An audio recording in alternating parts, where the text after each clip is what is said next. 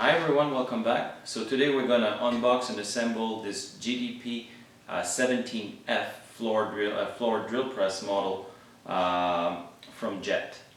Now here in Canada, it seems like JET has a different distributor. If you look at my bandsaw, there is the American logo on front, but the distributor logo is the same as this one. So it is still the same company, but for some reason they have different logos. The drill press itself is different as well if you compare it to the JDP17MF that is available in the States. It's not available here up in Canada. So the main difference is that the American model has a 3/4 horsepower motor. This one has a full horsepower. The swing on the American model is 16.5. This one is a full 17 inch, so that means that to the center of, like from the column to the center, I've got 8.5 on this model, and the MF would have 8.25. So there's a full 1/4 inch difference depth here. The work light seems to be the same. I think the new model in the MF has the cross lasers. This one doesn't have that. The work table here is round. I believe the one on the MF is square, or similar models are square, but the amount of model available up here in Canada from JET are very limited. There is a bench model, and there's a 15 inch and a 17 inch I think you can get your hands on. So I got this one from Amazon. The delivery went really well. It was I think 12 days it took, but I'm on an island, so that probably account for the extra 2 days.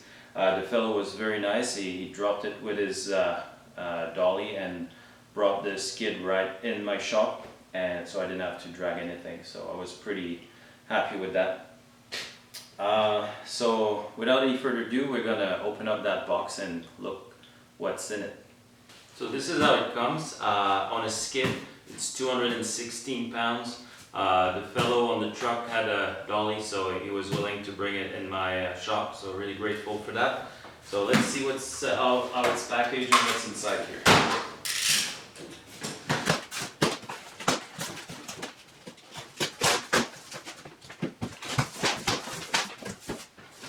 So right here on top we have the cast iron drill plate, so that's where we put your stuff to drill. In there snug, and there is that coating of oil, so I'm going to use the sides of the box to put that on my workbench.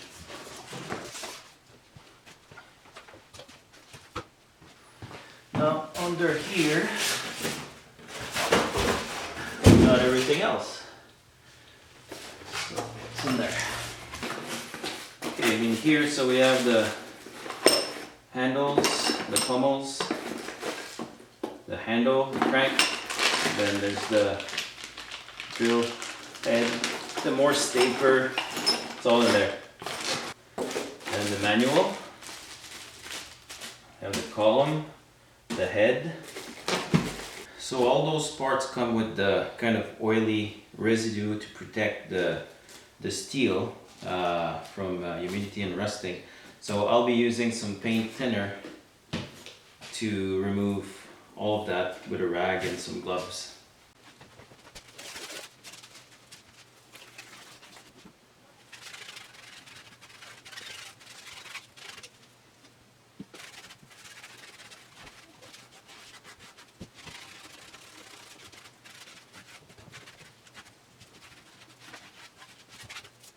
So it works really well, about 5 minutes to clean the whole top, so that works really well.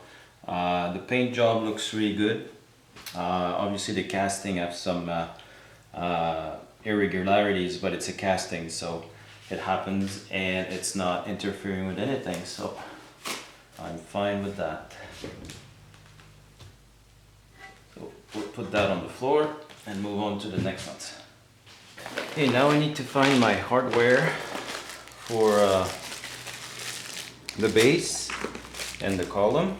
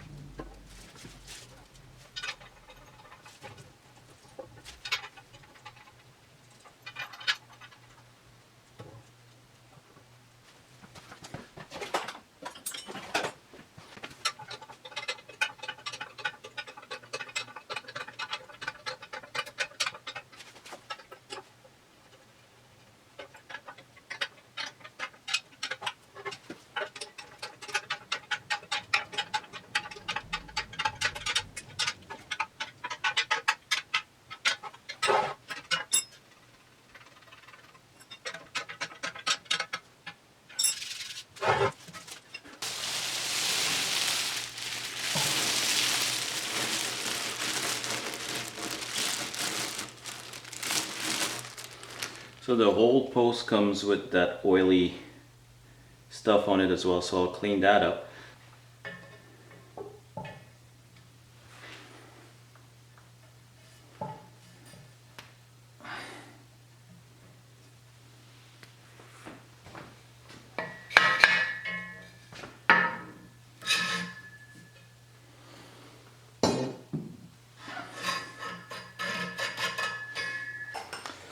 Now the pinion fell off when I took it out of the box, so I'll just reinsert that on the side here.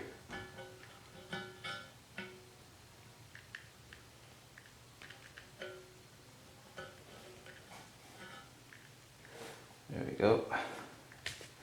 Now that is in. Now we also have to make sure that we insert the gear line at the same time in here.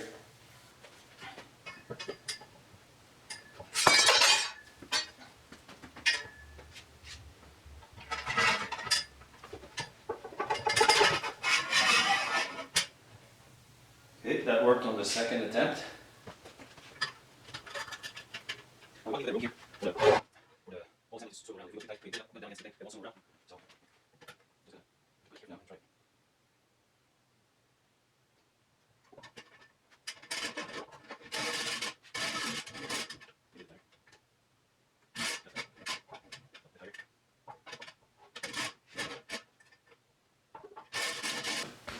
Got a few things to install here. So this is the locking mechanism for the rest here, the plate. Then I've got the handle here with a set screw. It's going to allow me to go up and down for height.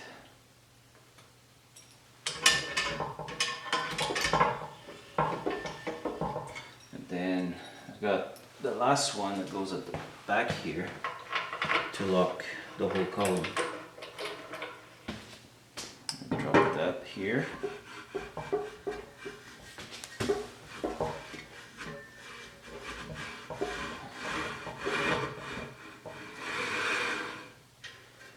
Tighten the bottom one here as well.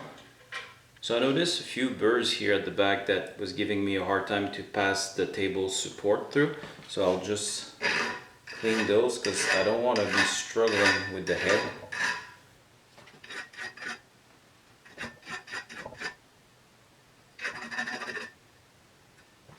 Now the most heavy part, I was planning on getting my son to help me with that, but he just broke his thumb 3 days ago.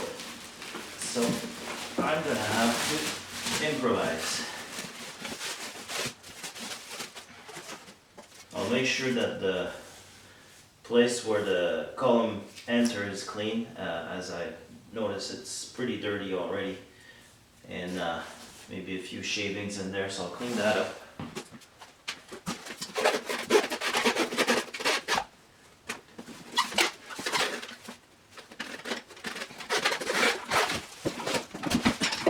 So the head is heavy, but I was actually expecting something a bit heavier. Just making sure I won't have any issues.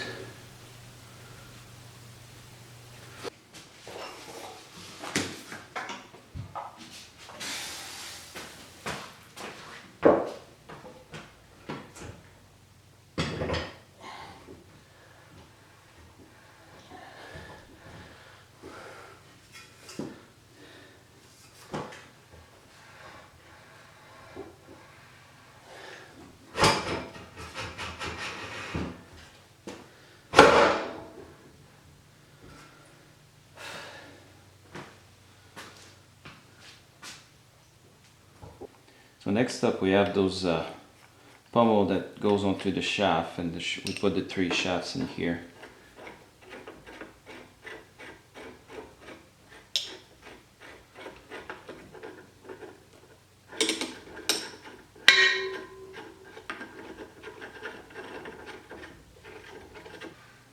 At the back here we have the 2 set screws for the head, because right now it still spins around. So what I have to do is align that with the base, and then tighten it in place.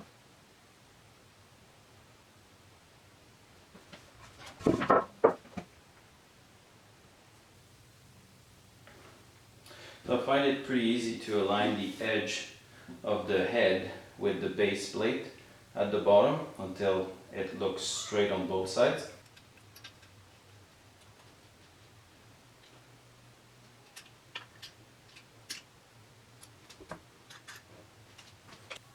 To install the arbor and the drill chuck, it's a GT3 and a Morse taper 2 on this one. What I have to do is retract the jaws because I want to protect them. Then I'll just snug it. That's snug here. I'm holding the column down with the bottom stop, as you can see, just to show you guys that there is the spindle inside and there's the space for the wedge key. So when I put my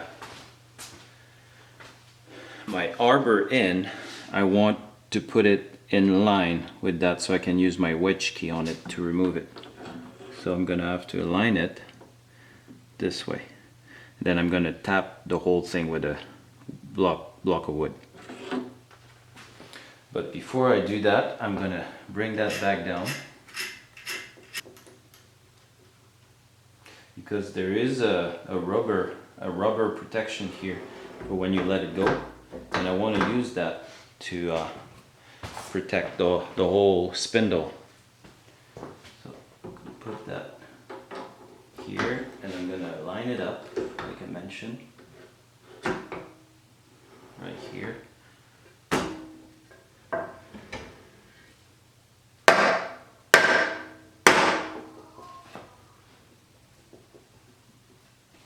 So I have the wedge key here, so whenever I have to remove it, I just put it in and whack it from the side. There's the knob here for the top.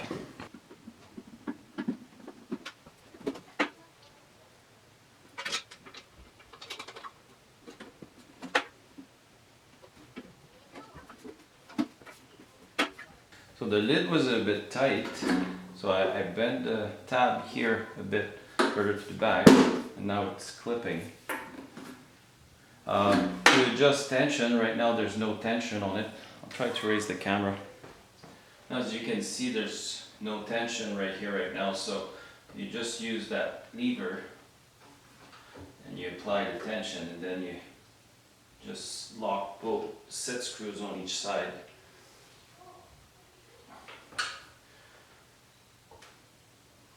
Then it's ready to go.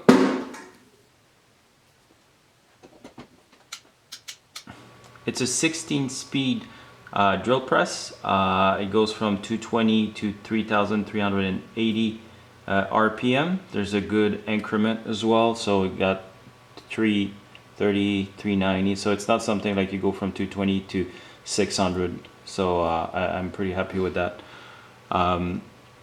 There's a graph at the top to tell you like how to adjust it. I just adjusted to 330 because I'm going to use a pretty large Forstner bit, and I want to slow the speed down and see how it goes. So this is a piece of hardened maple. Let me give it a try.